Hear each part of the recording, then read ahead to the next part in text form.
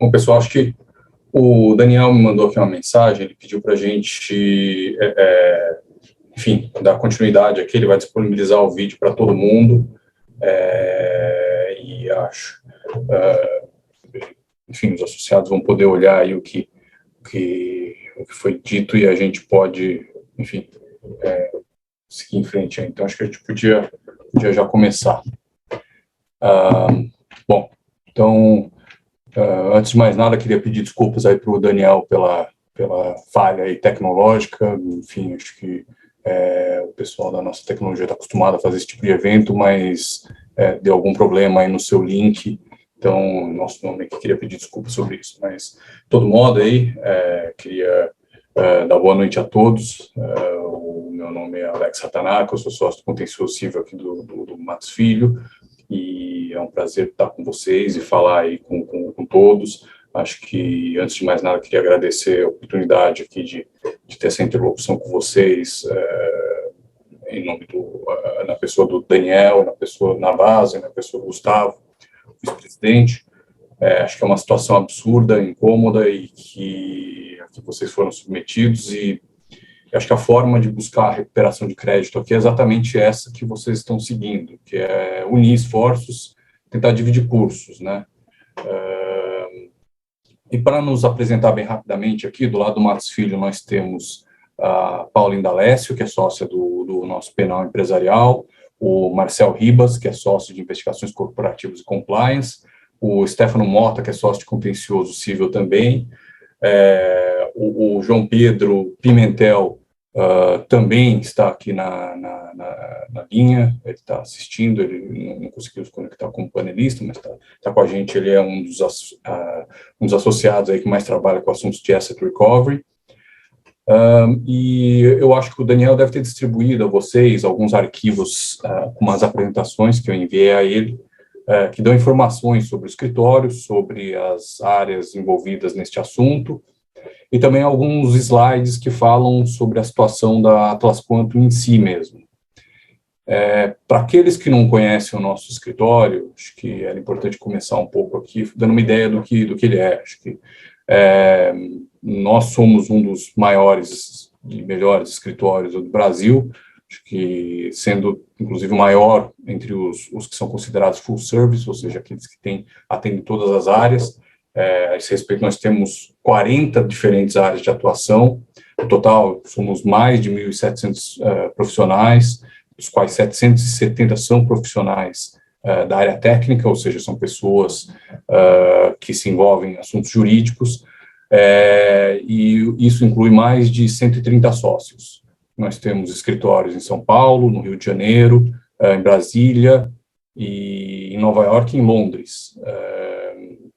Só que é importante só deixar claro aqui que a gente não advoga em lei estrangeira, a gente só advoga em lei brasileira, mas temos esses escritórios que o que nos traz muitas conexões na Europa, nos traz muitas conexões nos Estados Unidos. E agora, assim, se vocês virarem nos perguntarem, mas o que diferencia vocês de outros escritórios, porque eu vou contratar o Matos Filho e não um outro escritório grande, full service, etc. e tal, acho que o Matos Filho é um escritório muito organizado, muito profissional, muito competente. A gente está sempre atrás de inovação e de liderar o mercado jurídico. E é sabido no mercado que o nosso escritório também se reestruturou já faz aí um bom tempo, e que isso fez com que o escritório pudesse crescer muito nos últimos anos e continuar crescendo. Houve aí toda uma reestruturação em termos de remuneração dos sócios e a forma como o escritório funciona, que inclusive virou um case da Harvard Business School, e que está disponível na internet, no site deles, e isso faz com que o escritório funcione de uma forma muito colaborativa, muito integrada, muito coesa. E isso pode até parecer para vocês que talvez não faça muita diferença, mas faz sim. Acho que em outros escritórios, e eu até cheguei a trabalhar em outros, mas quando se traz um cliente, em outros escritórios não há um incentivo para que você o atenda em grupo e da melhor forma possível, com as melhores pessoas específicas para aquele assunto. E aqui no Matos Filho a gente tem todos os incentivos para fazer isso da melhor forma. E essa forma de trabalhar, essa forma de se estruturar, é algo que os maiores e melhores escritórios americanos e internacionais adotam, e foi um pouco do porquê a gente seguiu para esse lado. Em adição a essa estrutura, que é bem robusta, vamos dizer assim, acho que o escritório ganhou muitos prêmios nos últimos anos, prêmios internacionais, fomos ranqueados uma série de publicações importantes. Eu convido vocês a olhar as nossas páginas e publicações nas redes sociais, tem muita coisa lá, se tiverem curiosidade.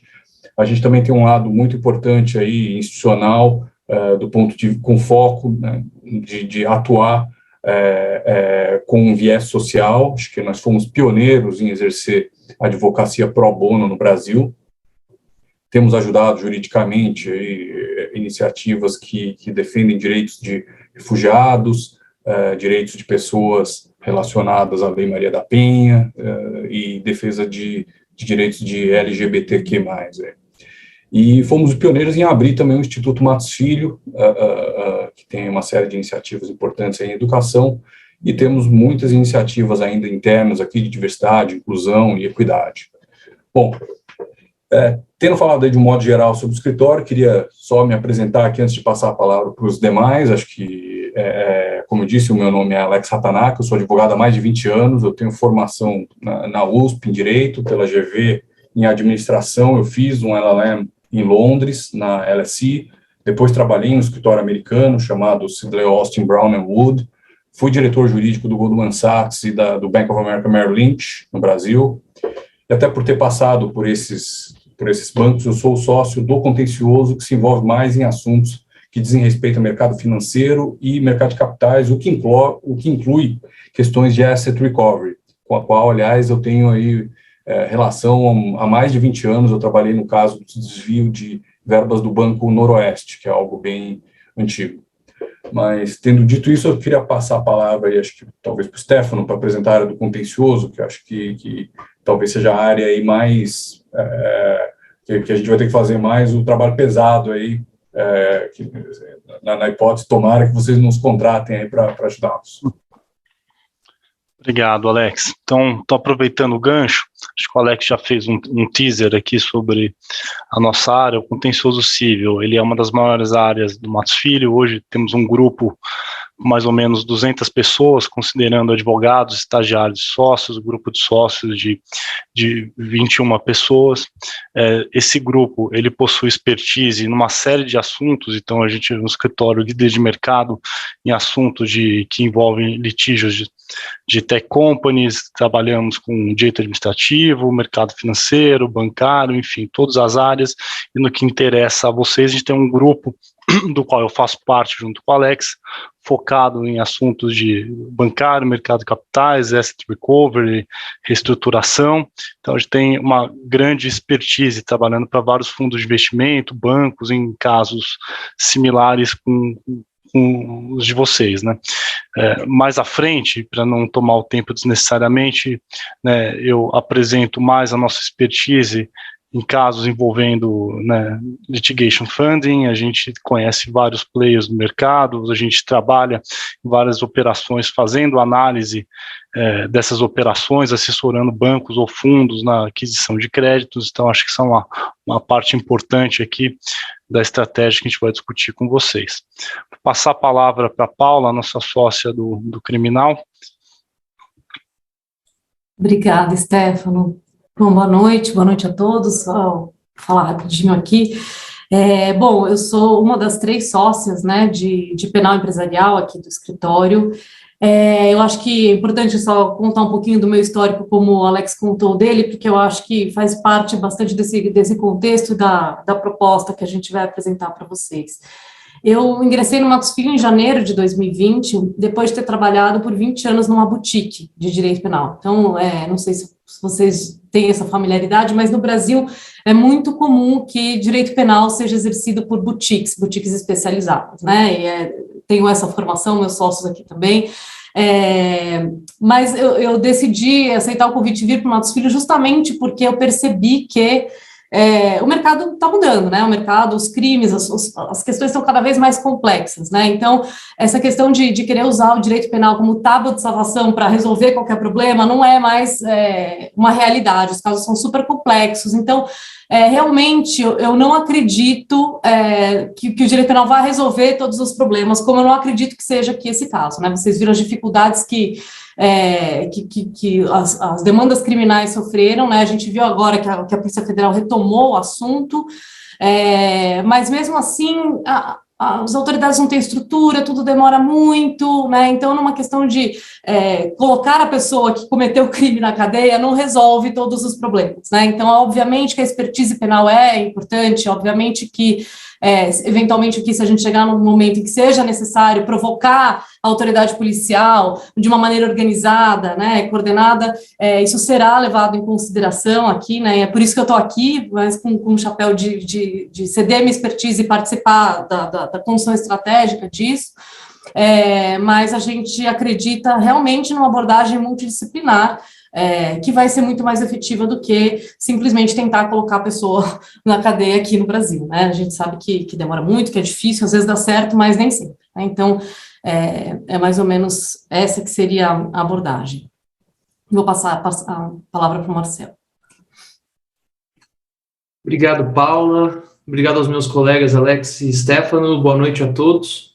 Bom, meu nome é Marcel Ribas, eu sou sócio da área de investigações corporativas aqui do escritório e de compliance também. Eu tenho 10 anos aqui trabalhando no Matos Filho e sou advogado aqui no Brasil e também em Nova York. Apesar de a gente não atuar aqui diretamente nos casos em direito estrangeiro, minha formação, eu sou inicialmente formado em Curitiba e fiz um LLM na Universidade de Colômbia, em Nova York. Depois também, como Alex, passei um ano aí trabalhando com um grande escritório de contencioso e investigações nos Estados Unidos. E a expertise aqui, que em linha com o que os meus colegas colocaram aqui da multidisciplinariedade e da capacidade de abordar os problemas de uma forma criativa e também em cenários complexos, que eu procuro trazer aqui para a mesa quando a gente está tratando de um caso tão delicado e difícil como esse aqui, a estratégia e a condução de procedimentos e análises de investigação corporativa aqui para tentar obter informações e localizar ativos e preparar dossiês para vocês e para o nosso time de contencioso poder usar como uma informação relevante aqui para poder buscar o ressarcimento que vocês procuram, né?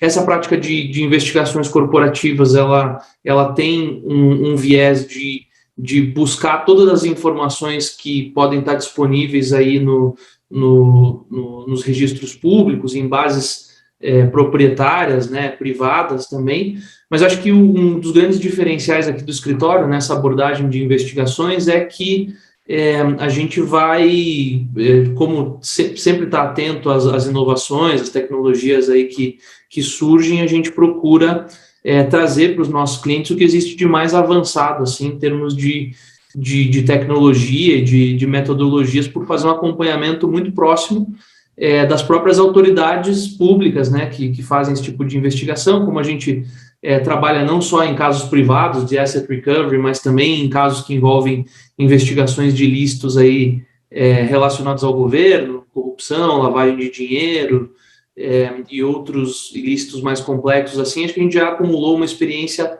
relevante aqui em trabalhar com mecanismos que muitas vezes acabam influenciando significativamente aqui numa estratégia de asset recovery, né?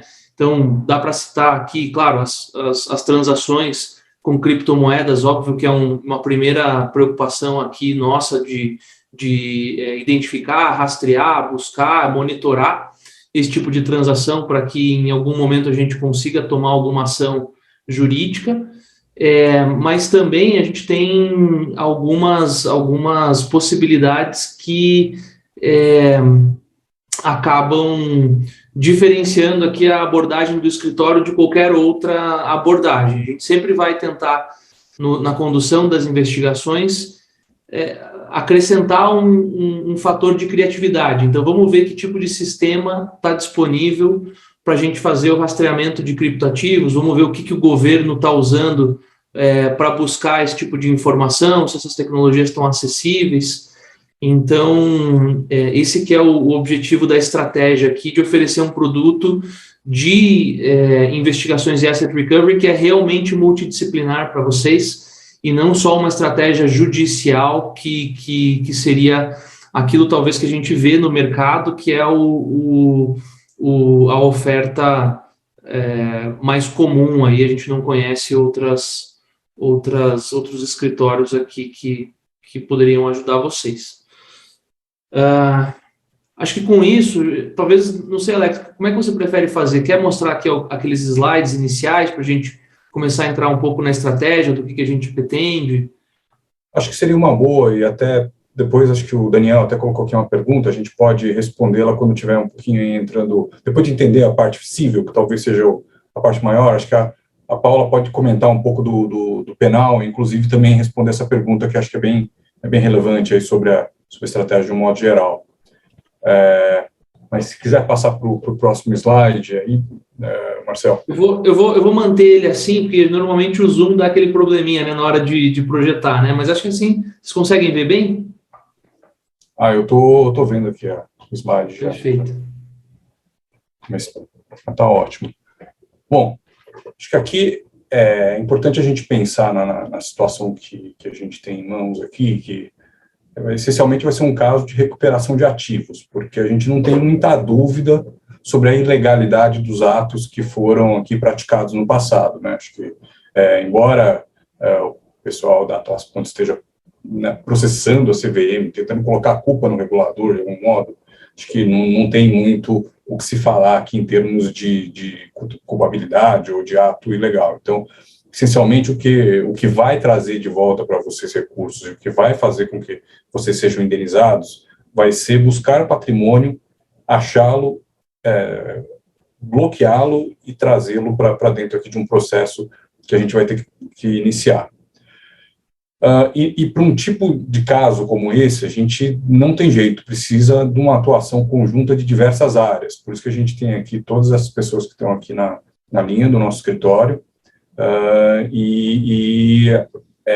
Muitos de vocês talvez já tenham aí proposto ações individuais e não devem estar achando tanta coisa, mas a melhor forma de se buscar, como eu até tinha mencionado antes, é juntar forças, porque o pleito ganha mais credibilidade. Acho que os juízes olham com muito mais boa vontade pleitos coletivos, e além de tudo vocês conseguem dividir custos e conseguem eventualmente atingir lugares e estratégias que não estariam disponíveis se vocês não estiverem em grupo. E aqui é importante dizer que pessoas que cometem esse tipo de fraude, nunca deixam os ativos no Brasil aqui, enfim, parados, prontos para serem penhorados ou encontrados. Uma vez ou outra até tem alguma coisa que dá para achar, ou então tem imóveis, mas normalmente os recursos acabam sendo enviados para o exterior.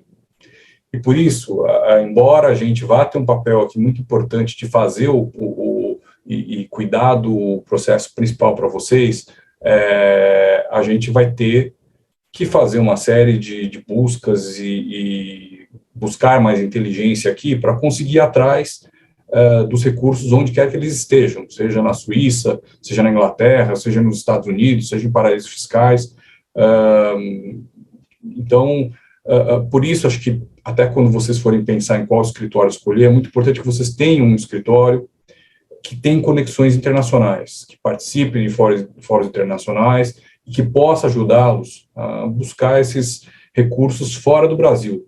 Então, e a esse respeito aí, acho que tanto o Stefano como eu estamos super acostumados a trabalhar com escritórios internacionais. Eu, inclusive, trabalhei em um deles, mas, enfim, a gente tem casos ativos aí com os Skadden Arps em Nova York, com Herbert Smith, com Greenberg Traurig, com o Deckert, com o Kirkland Ellis, e por aí vai. Tem, assim, praticamente qualquer escritório que vocês pensarem fora do país, a gente tem algum relacionamento, ou vai achar um sócio aqui entre os mais de 130 sócios que tem um relacionamento com esse escritório, e também nas mais variadas jurisdições, aí, onde quer que esteja, a gente vai ter um relacionamento. E acho que localmente a gente vai precisar pensar um pouco no que a gente vai fazer. Acho que tem uma questão de prazo prescricional que a gente vinha discutindo com o Daniel. Talvez seja prudente entrar com algo que a gente chama de protesto interruptivo de prescrição, que é simplesmente uma notificação para que a prescrição seja interrompida. É algo bastante simples de ser feito. E segundo, entrar com a ação em si, que seria uma ação civil pública, que queria tutelar aí o direito de todo mundo, que são direitos individuais homogêneos, e em adição a isso, seria necessário tomar essas medidas no exterior em suporte dessa ação civil pública. Para achar, porém, para onde que a gente iria, a gente teria que, aí depois acho que o Marcel vai falar um pouco mais disso, mas a gente teria que fazer uma série de investigações e tentar estar mais bem informado de para onde esse dinheiro foi, se ele ainda permanece na forma de criptomoeda, e que por quais corretoras ele passou, em que jurisdição provavelmente ele está. Até onde eu saiba, blockchain é algo que é permanente, então fica lá registrado. Acho que é uma questão de ir atrás e buscar as informações. A única coisa que, como são milhares, até dezenas, centenas de milhares de entradas, é muito difícil de achar desde logo. Então, a gente vai precisar de ajuda de mais gente que seja especialista nesse assunto, não exatamente advogados, mas isso tudo terá que ser contratado aí, discutido com vocês para poder fazer. Uma vez que a gente possa fazer isso, existe uma série de medidas que podem ser tomadas no exterior para tentar encontrar esses ativos e trazê-los de volta para o Brasil. Então, existem aí ordens acho que você já deve ter ouvido falar do tal do Discovery nos Estados Unidos, mas existe, por exemplo, uma section no Código de Processo de lá, que é 1782, que é uma espécie de uma ordem para conseguir informações e suporte no processo que corre no exterior. A gente poderia tentar algo assim, poderia tentar disclosure orders, que se voltar aí contra, por exemplo, corretoras pelas quais passaram os valores e conseguir informações delas. Existe uma série de outras medidas para bloquear ativos. Tem uma liminar em Londres que se chama uma RIVA Injunction, que é possível fazer esse tipo de bloqueio. E por aí vai. E a gente, enfim, tem conversado com alguns escritórios americanos e ingleses. Alguns deles já até adiantaram um pouco do trabalho, acho que ficaram muito interessados aqui em ajudar nesse assunto. Eles têm pessoas especializadas em criptomoeda lá também, já viram muitos outros assuntos, assim como a gente também já teve litígios, teve problemas aqui que a gente já chegou a trabalhar nesse mundo. E acho que se qualquer um de vocês tiverem eventualmente informações aí, ou conexões, ou informações sobre eventuais conexões do pessoal da Atlas Quantum com países no exterior, por favor, nos avisem, que isso vai ser muito importante aí para o futuro. Mas acho que com isso acho que a gente poderia passar aí para o próximo slide. Aí, Marcelo, eu queria passar a palavra para o Stefano, que vai falar um pouquinho aí sobre o próximo. Obrigado, Alex. Então, comentando sobre o litigation funding, né, financiamento de litígio, primeiro ponto, assim, que acho que é importante colocar, isso é opcional, é uma sugestão, é uma operação contratual, na qual se vai a mercado buscar um investidor, e aí tem vários fundos de investimento que investem em litígios judiciais, que eles compram créditos estressados, por exemplo, e inclusive bancos têm áreas focadas nesse tipo de operação, tá? E não é compulsório, então vocês podem optar por exemplo, não seguir essa opção, podem capitalizar o litígio com recursos próprios. Mas por que a gente acha importante trazer essa alternativa e explicar isso para vocês? Como o Alex já bem pontuou, a chance dos ativos estarem disponíveis para uma penhora, alguma construção no Brasil, ela é baixíssima, para não se dizer inexistente, né? Acho que tem notícias sobre movimentação, e inclusive do Rodrigo, etc., fora do Brasil, em alguns locais da Europa, esses ativos, Marcel pontua isso em seguida, mas eles podem ter sido parcialmente liquidados, por exemplo, ou movimentados de alguma forma. Pode haver uma estrutura societária que envolva jurisdições, países diferentes, com companhias abertas em outros locais, e tudo isso demanda, obviamente, um investimento, né? No Brasil, a depender da estrutura que é criada, já não é necessariamente barato, né? A gente tem a possibilidade de fazer uma série de pedidos via Poder Judiciário, isso facilita bastante o acesso às informações, mas dependendo do pedido que vai ser formulado, ainda há um custo. Mas aqui no Brasil a gente está falando em real, é mais simples, né? Quando a gente fala em uma jurisdição estrangeira, a gente vai ter um custo local, então de taxas, às vezes, do Poder Judiciário local, e de parceiros que vão ser cobradas em moeda estrangeira, invariavelmente a gente vai estar falando de algum custo em dólar. Escritórios estrangeiros, em regra, vão cobrar honorários com base em horas corridas, tirando alguns dos escritórios que topam, né, fazer parte desse investimento, cobrando uma taxa de sucesso. Então, assim, tudo isso demanda um esforço econômico de vocês. E por isso, né, que é interessante que se conversem com alguns fundos. A gente atende vários desses fundos, vários dos bancos, vários desses players nos procuram pedindo que a gente indique oportunidades de negócio também para que eles avaliem. E como é que funciona a avaliação feita por esses players? Basicamente, eles vão fazer primeiro uma auditoria jurídica para entender a solidez, né, dos pedidos e da tese jurídica de vocês, se por exemplo, a associação está devidamente constituída também, etc., toda essa análise formal. Vão fazer uma análise, ainda que preliminar, sobre a chance de recuperação dos ativos, e a partir disso, eles formulam uma proposta para vocês.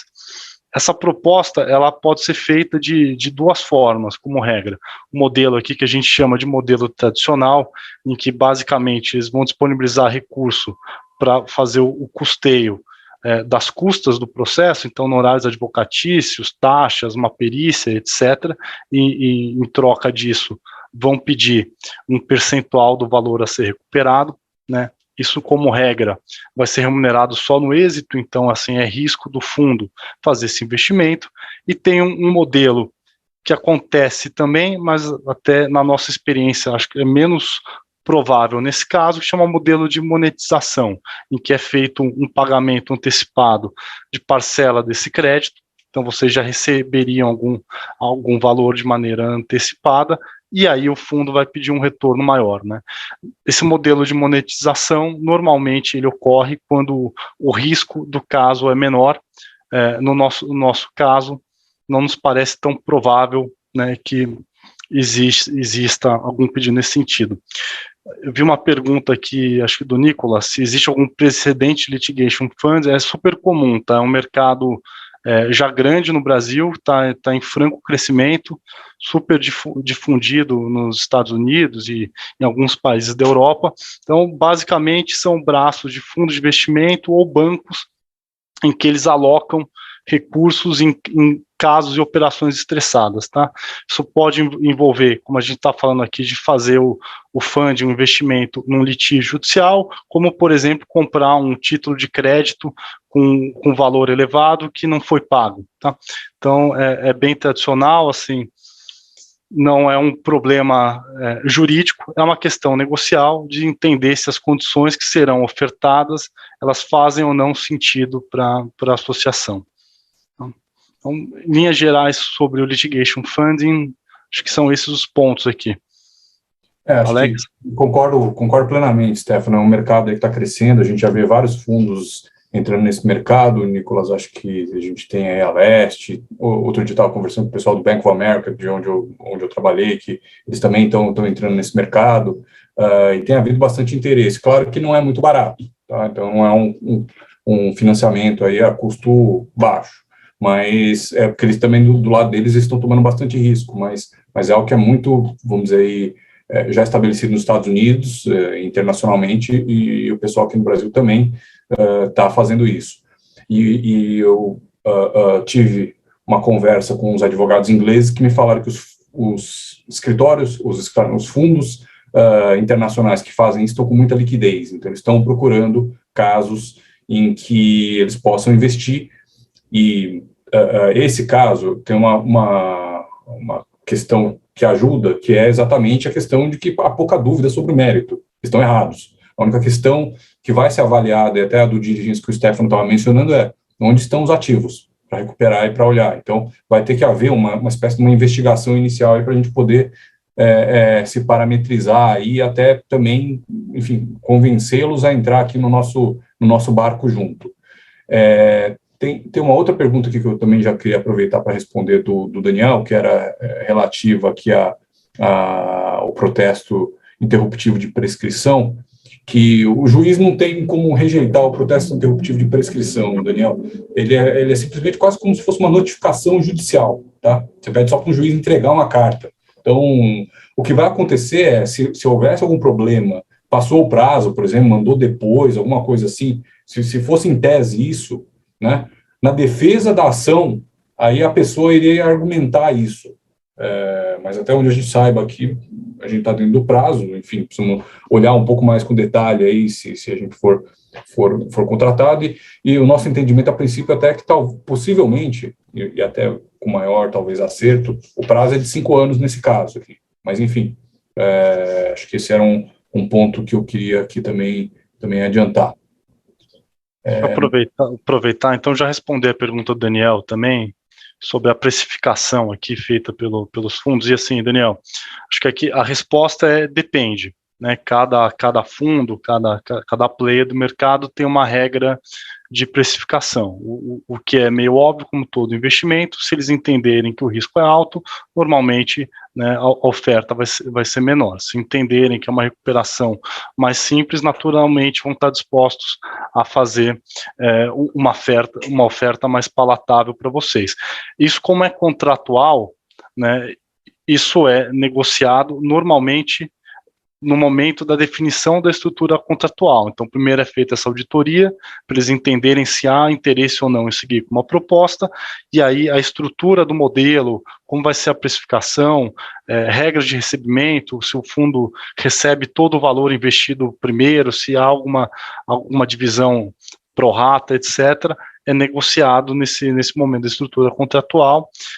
De novo, isso não é vinculativo. Se vocês, por exemplo, fazem a prospecção, alguns fundos entendem que as propostas não são atrativas ou que as condições da contratação não estão adequadas ao que vocês esperam, vocês simplesmente não firmam um contrato e seguem com o litígio sem contar com esse investidor, tá? Acho que tem um outro ponto aqui também que acho que era bom a gente responder já, Stefano, que é esse aqui. Essa pergunta do Daniel, que ele pergunta o seguinte: quando se fala de rastrear e bloquear recursos em território nacional e no exterior, estamos falando só de ativos digitais ou também de ativos físicos, imóveis, ações, etc.? Daniel, a gente está falando de tudo. A gente vai tentar penhorar até o papagaio dos sujeitos ali. A gente tem um caso, o Stefano e eu, que a gente penhorou um Tesla, a gente penhorou bolsa Louis Vuitton, a gente penhorou quadro, penhoramos cotas das empresas, mandamos notificação para corretoras de criptomoedas, mas voltaram negativas. Enfim, tudo que o sujeito tiver, a gente vai tentar bloquear. Acho que não é só um bacenjude. A dificuldade é que talvez no Brasil a gente encontre poucas coisas não penhoradas já, porque como já vai ter um monte de ação individual, tudo que devia estar aqui, vamos dizer, entre aspas, dando sopa, já foi aqui pego, né? Então é difícil conseguir achar mais alguma coisa. E acho que assim, o segredo também, Daniel, é sempre fazer um juízo econômico sobre o interesse de seguir ou não com a penhora de um determinado ativo, se efetivamente ele vai poder ser transformado em dinheiro ou não, para que o investimento que vai ser feito, para que ele possa ser penhorado em determinada jurisdição, por exemplo, vai fazer sentido no final. Então, isso faz parte do processo. Assim como regra geral, a gente sai atrás de todo e qualquer ativo que possa ser penhorado, idealmente bloqueia tudo, mas tem que ser feito esse juízo de maneira concomitante para ver se esse esforço efetivamente vai trazer frutos ou se de repente é melhor direcionar para algum ativo específico que a chance de retorno é maior e não vale o investimento num ativo com pouca liquidez ou com problemas que envolvam, por exemplo, outros credores que podem ter alguma preferência no recebimento de acordo com a legislação do local em que está o ativo. Acho que com isso a gente podia passar para o próximo slide, né? Tem uns 15 minutos a mais aqui. Acho que essa parte aqui é comigo. Eu queria, acho que começar essa conversa com vocês aqui, e essa pergunta, acho que ela foi apresentada aqui no nosso chat também. Eu já quero começar falando com vocês que o nosso objetivo aqui é realmente ir atrás dos ativos. Acho que isso talvez já tenha ficado super claro para vocês. A gente quer recuperar os valores. A proposta do escritório aqui não é colocar uma ação e acompanhar ela por quanto tempo for possível, mas o objetivo e a estratégia aqui é realmente ir atrás dos ativos. E aí, o grande diferencial aqui de trabalhar com o nosso escritório, que tem uma área dedicada a investigações corporativas e profissionais que vão atuar com esse escopo de trabalho, no caso de vocês, é que justamente a gente vai ter pessoas pensando com um viés de investigação, pensando nos casos de fraude, de desvios, de ocultação de patrimônio, com esse viés trabalhando recorrentemente no caso de vocês. Acho que assim, não dá para pensar que num mundo hoje que é tão dinâmico, em que os ativos, né, as criptomoedas, os ativos, os recursos, eles cruzam fronteiras de uma forma tão rápida que você vai fazer uma pesquisa de ativos no começo do caso e isso vai resolver o teu problema. Para que vocês tenham realmente uma chance de sucesso, é preciso que o profissional que está trabalhando nesse caso de recuperação de ativos, ele periodicamente, recorrentemente, esteja sempre pensando em onde estão os ativos e buscando formas de rastreá-los e de entender quais movimentos as pessoas que estão de posse desses ativos podem estar fazendo hoje, né? E talvez isso, acho que é o nosso diferencial aqui, vocês não devem encontrar isso com muita facilidade em nenhum outro escritório. E aí, para complementar essa estratégia de ir atrás realmente dos ativos nesse processo todo, é que esse slide ele é central na nossa estratégia, né? Então, sabendo que existem aí criptoativos que foram desviados de vocês, a gente teria aqui como opção uma alternativa super inovadora, coisa de poucos meses atrás, que essa tecnologia de fato foi utilizada com sucesso e anunciada para o público, dos rastreadores de blockchain, que são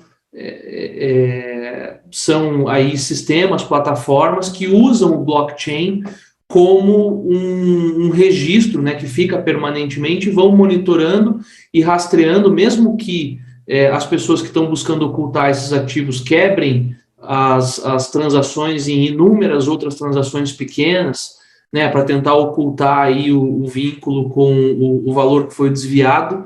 Ainda assim, a gente tem notícia de que esse monitoramento e o rastreamento do blockchain pode permitir, eventualmente permite, que esses ativos sejam localizados, né? Aí a grande questão é estar atento a quando esses ativos se mostrarem ao alcance de vocês, nosso, né, ou de um escritório internacional parceiro, para que eles possam ser rapidamente bloqueados e aí depois nacionalizados, né? E para isso vocês precisam de alguém que esteja olhando para esse assunto com alguma recorrência, né? E acho que isso é um diferencial do que a gente está propondo aqui para trabalhar junto com vocês. Então, é claro, esse trabalho de rastreamento de blockchain envolve obtenção de informações, análise das carteiras, monitoramento dos ativos, aí buscar os endereços e associar esses endereços dessas contas de criptoativos ou de contas em outros lugares com o objeto do que a gente está buscando identificar aqui, né? Aí, sim, essa parte de pesquisas em Deep Dark Web e com colaboração e compartilhamento de inteligência com outras empresas do setor, claro que, né, nós advogados aqui, a gente não está querendo dizer para vocês que nós somos os especialistas em fazer pesquisas em Dark Web, em Deep Web, para tentar identificar. A gente acha que isso é uma opção e, claro, a gente vai poder, se tiver aí a autorização de vocês, engajar profissionais especializados em fazer esse tipo de pesquisa e acompanhamento, se isso for do interesse de vocês e fizer sentido para a estratégia, né? A gente aqui faz a parte jurídica, a gente tem, na minha área, a minha equipe tem essa cabeça de investigação, de investigador, e é isso que a gente está querendo trazer para a mesa aqui com essa atuação multidisciplinar que está sendo proposta. E aí eu vou passar a palavra para a minha sócia Paula, porque nesse ramo dos rastreadores de blockchain e de recuperação de ativos, aconteceu um fato muito importante aqui recentemente, que foi a recuperação de bitcoins roubados dessa plataforma Bitfinex no âmbito de uma investigação do Departamento de Justiça americano, né, Paula? Você quer falar um pouquinho a respeito desse caso? Obrigada, Marcelo. Na verdade, a gente trouxe esse caso mais como um exemplo de sucesso relacionado, né, à recuperação de ativos. Isso aconteceu lá nos Estados Unidos, né? Então, foi o DOJ que conseguiu, depois de uma investigação, conseguiu rastrear, enfim, e fazer as ordens de busca para recuperação. E aqui entra também a resposta à pergunta que fizeram, né? A gente tem trânsito na Polícia Federal, né? Sim, claro, a gente não tem nenhum favor, nem nada disso, mas, obviamente, a gente trabalha muitos anos com a Polícia Federal, com o Ministério Público, obviamente a gente consegue, se for o caso, se a gente entender que é um momento importante da gente fazer o contato, obviamente a gente será recebido, será bem tratado, será ouvido, e, obviamente, que enquanto associação isso tem muito mais força do que casos pulverizados. Só que é isso, as autoridades do Brasil não têm estrutura para fazer nada disso. Então, se eventualmente as coisas avançam no exterior e a gente chega a algum resultado, a gente um pouco mais tangível, a gente pode, inclusive, trazer isso mastigado para as autoridades brasileiras, para a Polícia Federal, para o Ministério Público, para explicar e para ajudar a investigação, eventualmente, para provocar uma cooperação jurídica internacional, enfim, de alguma forma, às vezes até o Ministério Público quer trabalhar mais para mostrar para as autoridades de fora que estão trabalhando também. Então, talvez seja uma abordagem que a gente pode usar, mas aqui, de novo, a gente confia mais em tentar essa abordagem internacional, porque é muito pouco provável que a gente encontre esses ativos aqui. Né? Então, também já puxando um gancho para outra pergunta que fizeram, a respeito do bloqueio de bens, dos sócios, das pessoas eventualmente envolvidas no crime. Para a gente conseguir um bloqueio criminal no Brasil, a gente precisa primeiro ter indícios fortes de autoria e de materialidade delitiva dos crimes. Então, aqui já teve um jogo aqui, se a competência federal, se a competência estadual está muito incipiente. Pela notícia que tem aqui, o Ministério Público ainda está pedindo para oficiar a CVM para saber em que pé estão as coisas na CVM. É tudo muito devagar, né? Vão esperar a resposta do ofício para daí usar meios tradicionais de investigação, que é intimar as pessoas para serem ouvidas. Isso anda de uma maneira, mas anda de uma maneira muito devagar. Então, a gente traz esse exemplo aqui para mostrar que, de fato, houve um caso já em que funcionou. Foi efetivo lá fora, tudo bem que é uma exchange mundial, né, com uma repercussão grande, mas funcionou. Então, a gente, óbvio, não podemos garantir nada, né, Alex, mas a gente tem mais confiança nessa estratégia e, se for necessário, aliar ao inquérito policial aqui. É muito difícil conseguir um bloqueio criminal do investigado principal e aí de sócios, de pessoas envolvidas. Precisaria estar muito demonstrado o envolvimento, indício de autoria e prova do crime. Lembrando também, que eu acho importante ressaltar, que assim, bloqueio criminal, ele não serve só para o ressarcimento das vítimas no Brasil, ele serve também para assegurar o pagamento da multa criminal que o criminoso paga para o Estado. Então, parte do dinheiro que eventualmente seja encontrado fica reservado para o pagamento dessa multa também, né? Então, é importante saber bem o timing de provocar esse tipo de atuação. Não sei, Marcelo, você quer completar mais alguma questão relacionada a esse caso? Eu acho que eu queria completar, sim, até o próximo slide também trata de investigação. Eu acho que nesse caso aqui é fundamental a gente pensar fora da caixa, ser criativo em relação às estratégias que a gente vai usar para tentar identificar e recuperar esses valores. E a primeira coisa que vem à mente, acho que, é por isso que o rastreador de blockchain ele é fundamental para essa estratégia, na minha visão, é porque é o fato de que a gente precisa de uma resposta, ou pelo menos um indicativo, né? O que a gente gostaria de obter aqui é entender se esses bitcoins que foram desviados, né, e outras criptomoedas eventualmente que foram desviadas, se elas permanecem no blockchain, então eles estão custodiados aí por alguém que continua com esses criptoativos escondidos, né? Ou se eventualmente eles foram trocados, né, transformados em ativos ativos da economia normal, né, moeda corrente ou algum outro tipo de ativo. Se a gente puder ter essa resposta, é fundamental para a gente dar os próximos passos em relação à busca, né, dos ativos em outros lugares em que eles talvez estejam, ou buscar os bens se eles tiverem sido convertidos, né, de criptoativos para algum outro ativo. E é óbvio, né? Acho que a gente está falando dessa questão das novas tecnologias, monitoramento de Deep Dark Web, rastreadores de blockchain, mas a gente vai utilizar aqui, no caso, todos os recursos que tiverem disponíveis para buscar os ativos. E aí acho que até o Stefano, o Alex podem também contribuir aqui e falar a respeito disso, mas tudo que a gente puder fazer para tentar recuperar os ativos, a gente vai fazer, desde que tenha autorização de vocês, né, e esteja dentro do que foi combinado.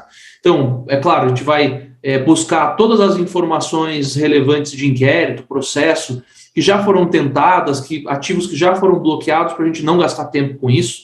A gente vai para onde interessa. Então, a gente vai definir quais são as linhas de investigação prioritárias.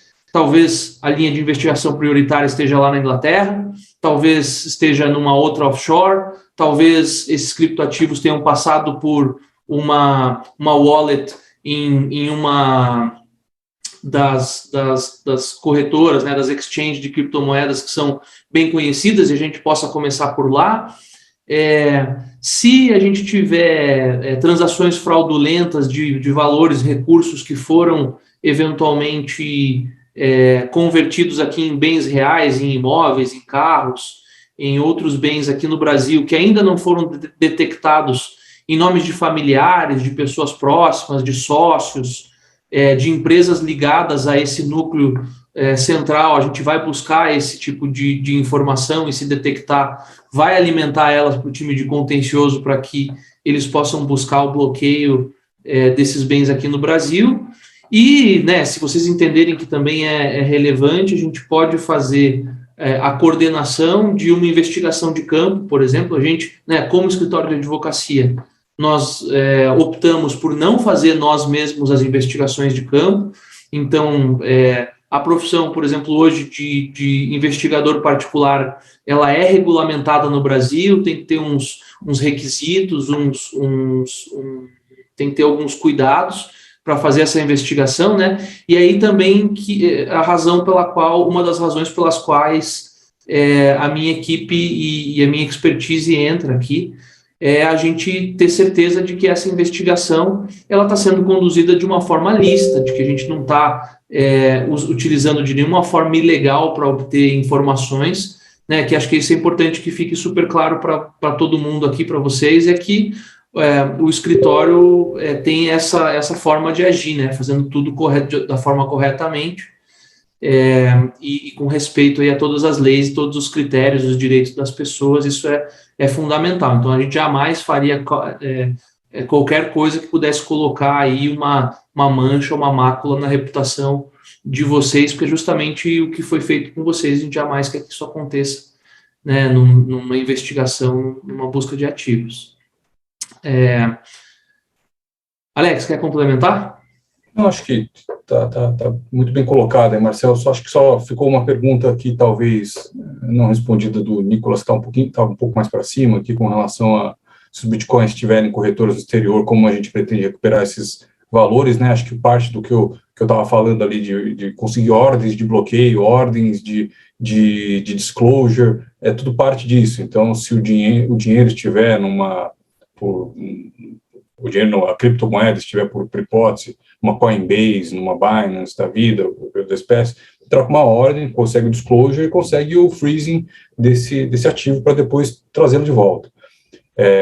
E sobre a questão aqui de como, se o escritório tem como rastrear esses milhares de bitcoins roubados se estiverem em nome de laranjas, as pessoas interpostas normalmente vão ser identificadas conforme a gente faça aquele trabalho forensico de operação a operação e ver onde foram parar essas moedas. Muitas vezes vão ser pessoas que são mais fáceis da gente conseguir entender que são laranjas. Então, naquele caso que eu estava falando, que a gente conseguiu penhorar um Tesla, o sujeito pegou e transferiu, um pouco antes de cometer ali uma série de atos não muito corretos aí, ele transferiu a casa em que ele morava para os filhos. É um laranja muito fácil, né, que vai estar numa escritura pública, mas a gente, em outras situações, consegue achar documentos que vão mostrar que mesmo quem não é da família, ou que não é tão relacionado, possa ter sido usado de uma certa forma.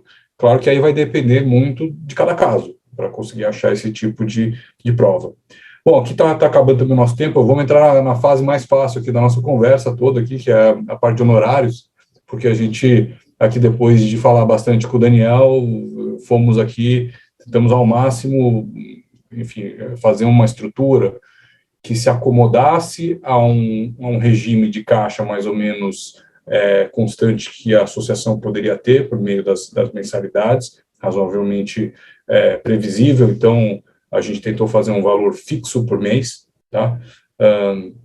Tentamos fazer também, obedecer a um segundo preceito que nos foi passado, que a ideia é que o escritório se torne, de uma certa forma, um parceiro de vocês. Então, se vocês forem ver a proposta que foi circulada a todos, ele tem aqui uma primeira parte, que é a parte do protesto interruptivo de prescrição. Precisamos até conversar aí, se a gente for contratado, à medida em que ele é realmente necessário, tá? Mas a gente propôs aqui um valor fixo de 20 mil reais em 10 parcelas, então um valor bem pequeno. Mas a entrada da ação em si mesmo, a partir do momento que a gente entrar com a medida judicial coletiva, que é o que importa, a gente propôs o seguinte: são 10 mil reais fixos para tocar essa parte da ação e mais 5 mil reais para coordenar mensalmente os escritórios estrangeiros que vão estar envolvidos, tá? Esse valor é um valor para o patamar aqui do escritório, um valor que não vai cobrir, com certeza, as horas dos profissionais que vão estar aqui envolvidos. Mas, até para remunerar isso, e porque a ideia é ser um parceiro de vocês aí nessa busca, aí a gente tem, ao final, se recuperar os ativos, vocês vão estar felizes com a situação, e nós também vamos estar felizes com a situação, porque nós vamos ter aqui um percentual do êxito da repatriação, da recuperação desses valores. Então, a depender do nível de recuperação, está numa tabela ali, vocês podem olhar depois isso, acho que o Daniel vai dividir com todo mundo, enfim, conforme a recuperação vai aumentando, o nosso percentual vai diminuindo para que não fique um valor também excessivo, que não faça sentido, mas acho que também não é um valor tão pequeno para também nos remunerar por conta do risco que a gente vai tomar em estar junto com vocês. E acho que, só para finalizar, acho que da proposta, é importante também que vocês tenham conhecimento das premissas que a gente colocou aqui. Então, tem algumas questões aqui que são as seguintes, acho que o nosso trabalho vai ser feito em português. Como isso aqui vai envolver muita gente, se houver custos de tradução ou coisa similar, isso vai ser cobrado à parte. Acho que o nosso trabalho é um trabalho jurídico e isso aqui certamente vai envolver expertise de especialistas que extrapolam o trabalho jurídico. Isso vai ser um custo da associação, não é um custo do escritório, tá? Isso não está incluído aqui nessa proposta. Se a gente tiver aqui para o exterior por conta dos processos, isso também é algo que a gente vai conversar com vocês, se precisa ir mesmo, e se precisar, são custos que vão ser cobrados à parte. Então, vamos supor, eventualmente, o Stefano precisa ir para uma audiência que vai acontecer em algum lugar, por conta precisa esclarecer para o juiz local que tem um processo no Brasil que corre e que é assim assado. Isso aí vai ser uma situação muito específica, que certamente esse valor mensal acaba não cobrindo. E acho que um último ponto aqui que eu acho que é importante também falar é o seguinte, acho que isso aqui tem que ser uma relação de boa-fé das duas partes. Então, a gente está se comprometendo aqui a trabalhar com vocês por um valor relativamente baixo, que a gente não trabalharia em outros casos. Então, na realidade, ao longo dessa busca e ao longo de a gente achar mais informações, pode ser que tanto vocês como a gente acabem concluindo que há muito pouca chance de recuperar algo aqui. Se for esse o caso, acho que a gente vai ter aqui uma ressalva aqui na proposta, que a gente vai sentar aqui de boa fé e conversar como a gente vai fazer, eventualmente até terminar aqui a contratação. A gente vai ficar sem o nosso êxito que estava previsto, mas enfim, acho que é parte do jogo, mas acho que a gente queria também deixar claro que existe essa possibilidade, não é o que a gente quer, porque a gente quer investir junto com vocês aqui e conseguir trazer bastante dinheiro de volta, para que a gente consiga também se remunerar aqui bem, é o nosso objetivo, mas enfim, acho que uma ressalva importante de se falar. E fora isso, acho que o resto da proposta é bem padrão, acho que vale a pena aí vocês darem uma olhada. O Daniel vai dividir tanto os slides, esses slides que estão aqui na tela, como os slides de apresentação e a proposta. E, no mais, eu só queria aqui terminar agradecendo vocês todos, acho que é um caso muito interessante, é uma situação muito incômoda aí para vocês, a gente ficaria muito feliz de poder trabalhar com vocês e tentar recuperar e, enfim, remediar um pouco essa situação muito, muito triste. E, do nosso lado, acho que é isso. Desejo uma boa noite para todos e vamos nos falando. Alex, deixa eu só completar, que acho que faltou uma perguntinha aqui que o Nicolas fez, que eu acho que é aqui talvez mais para mim, só para não passar batido. Se é mais eficaz e rápido recuperar os bitcoins na esfera criminal ou civil. É uma coisa que as pessoas confundem muito, assim, o direito penal aqui no Brasil, o objetivo do direito penal não é recuperar, não é ressarcir a vítima, necessariamente, né? O objetivo do direito penal é punir a pessoa que fez a coisa errada, né? Então, o Estado dar uma resposta àquele que lesou. Então, óbvio que pode acontecer um bloqueio de bens, etc., mas isso também fica vinculado à presunção de inocência. Então, enquanto não terminar o procedimento criminal, enquanto não ficar declarada ali a culpa definitiva, o que pode demorar anos aqui com a nossa estrutura, eventual ativo bloqueado, em regra, óbvio que existem exceções, mas em regra tem que ficar bloqueados até o final, até o trânsito em julgado do processo penal. E se acontecer alguma coisa, se prescrever, tem que liberar. Então, no cível costuma ser mais eficaz no Brasil, né? Então, por isso até que a gente está propondo dessa forma. Qualquer dúvida também, vocês podem enviar, a gente responde depois. Legal, eu acho que o Daniel tentou aqui também resumir agora um pouquinho a nossa estratégia, de um modo geral, acho que isso aqui é até importante de fazer mesmo, um wrap-up aqui do todo. Então, acho que, resumindo, então a estratégia que vocês propõem seria, acompanhamento do processo criminal, sem sermos atores denunciantes aqui. 2, apresentação da interrupção da prescrição, né, do protesto interruptivo de prescrição, se for cabível, correto. 3, apresentação como atores no processo civil, perfeito, acho que a ideia é essa mesmo. 4, articulação da investigação e rastreio dos bens, sim, importantíssimo. 5, articulação do processo de litigation funding, também correto, acho que a parte do litigation funding vai ser especialmente importante na medida em que a gente começar a expandir os horizontes para ir atrás no exterior de buscas, porque o custo, normalmente, de envolver advogados no exterior é bastante elevado, o real está cada vez numa situação mais aqui frágil, e existem muitas jurisdições em que existe até restrição para advogados trabalharem na base do êxito. Então, por exemplo, na Inglaterra é proibido. Então, eles não vão trabalhar na base do êxito, tem que ser por hora e é em libras. Então, se a gente não tiver o funding, a gente não vai conseguir advogados na Inglaterra. Estou dando só um exemplo aqui. Então, acho que é exatamente isso que você está colocando, Daniel. Enfim, acho que se não tiverem mais perguntas, a gente fica à disposição também, por meio do Daniel, e vamos nos conversando aí. Tomara que dê certo e a gente possa trabalhar aí com todos vocês. Obrigado aí, uma boa noite. Boa noite. Boa noite.